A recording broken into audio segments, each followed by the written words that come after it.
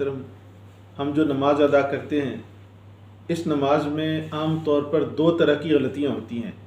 بعض غلطیاں وہ ہوتی ہیں کہ جس سے صرف ہمارا اجر اور ثواب کم ہوتا ہے، اور دوسری قسم کی غلطیاں سنگین غلطیاں ہوتی ہیں کہ جس سے ہماری سرے سے نماز ہی نہیں ہوتی۔ آج کے درس میں دو غلطیوں کی نشاندہی کروں گا کہ جن سے ہماری نماز ہی نہیں ہوتی، اور اس سلسلے میں فتویٰ کسی امام مجتہد مفتی کا نہیں، خود جناب نبی کریم صلی اللہ علیہ وآلہ وسلم کا فتویٰ بصورت حدیث موجود ہے۔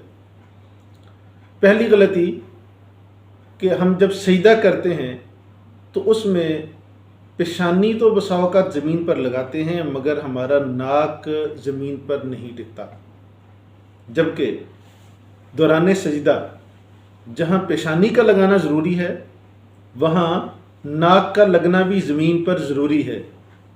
شاید یہ سجدے میں بڑی حکمت تو ناک ہی رگڑنا ہے اللہ کے قدموں پہ، تو اگر ناک ہی نہ رگڑا جائے سجدے میں تو یہ اللہ اور اس کے رسول کے ہاں سجدہ متصور نہیں ہوتا، اسے سجدہ سمجھا نہیں جاتا۔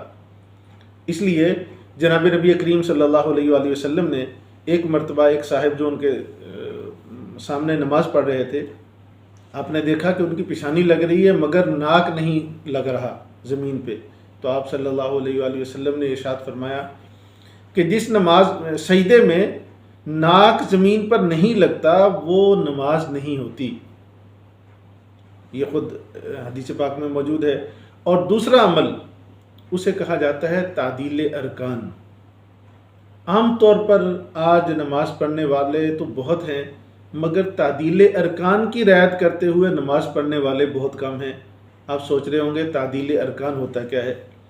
تو تعدیل ارکان اسے کہتے ہیں کہ ہمارا رکوع اور رکوع سے اٹھ کر جو کھڑے ہوتے ہیں اسے قومہ کہتے ہیں، اسی طرح سجدہ اور سجدے سے اٹھ کر جو ہم بیٹھتے ہیں اسے جلسہ کہتے ہیں۔ یہ چار جگہ ہو گئی، رکوع اور رکوع سے کھڑے ہو کر سجدہ، اور سجدے سے جب دو سجدوں کے درمیان بیٹھتے ہیں۔ ان چاروں مقامات پر پورے اعتدال کے ساتھ سکون کے ساتھ ان کو ادا کرنا تعدیل ارکان کہلاتا ہے۔ اس تعدیل ارکان کے تین قسمیں ہیں، تین مرحلے ہیں، ایک ان میں تین درجے ہیں۔ ایک درجہ ان میں یہ ہے کہ ہمارا جب ہم رکوع کے اندر جائیں تو اتنی دیر ٹھہریں کہ ہمارے جوڑ اور ہڈیاں ان کے اندر سکون پیدا ہو جائے، اتنی دیر رکوع کے اندر، رکوع سے کھڑے ہو کر قومہ میں، سجدہ کے اندر، اور سجدہ سے اٹھ کر جب دو سجدوں کے درمیان بیٹھتے ہیں، اتنا بیٹھنا فرض ہے کہ جس سے ہماری ہڈیوں کے اندر سکون آ جائے۔ اگر ہم اتنی دیر نہیں بیٹھتے، جلدی سے کام لیتے ہیں، جلد بازی کرتے ہیں، تو یاد رکھیں یہ ہمارا نہ رکوع ہوگا نہ سجدہ، فرض چھوٹا، ہماری نماز گئی۔ دوسرا درجہ یہ ہے کہ ان چار مقامات پر ہم اتنی دیر ٹھہریں جتنا سبحان ربی الاعلیٰ یا سبحان ربی العظیم پڑھنے میں وقت صرف ہوتا ہے۔ اتنی دیر ٹھہرنا دوسرا درجہ ہے، یہ واجب ہے۔ اگر کوئی آدمی یہ جان بوجھ کر چھوڑے گا اس کی بھی نماز نہیں ہوگی، اور اگر کبھی بھول کر ایسے ہو جائے تو سجدہ صاحب سے نماز ہو جائے گی۔ اور تیسرا درجہ کہ ہم ان چاروں مقامات پر تین تسبیحات کی بقدر ٹھہریں۔ تین تسبیحات سے مراد یہی ہے سبحان ربی الاعلیٰ یا سبحان ربی العظیم، 3 مرتبہ پڑھنے میں جتنا وقت صرف ہوتا ہے اتنی دیر ان چاروں مقامات میں ٹھہرنا یہ مستحب ہے، اور اصل طریقہ نماز کا یہ ہے۔ اس انداز سے اگر نماز پڑھیں گے تو اللہ جل جلالہ کے ہاں امید ہے کہ ہماری نماز قبول ہوگی۔ اس کے بعد بھی امید ہے، یقین سے ہم نہیں کہہ سکتے۔ بخاری شریف کے اندر خود واقعہ موجود ہے کہ جناب نبی کریم صلی اللہ علیہ وآلہ وسلم کے سامنے ایک صاحب نماز پڑھ رہے تھے، 2 رکعت نماز انہوں نے پڑھی اور جلدی سے پڑھ کر حضور کی خدمت میں حاضر ہوئے، آ کر عرض کرنے لگے السلام علیکم یا رسول اللہ۔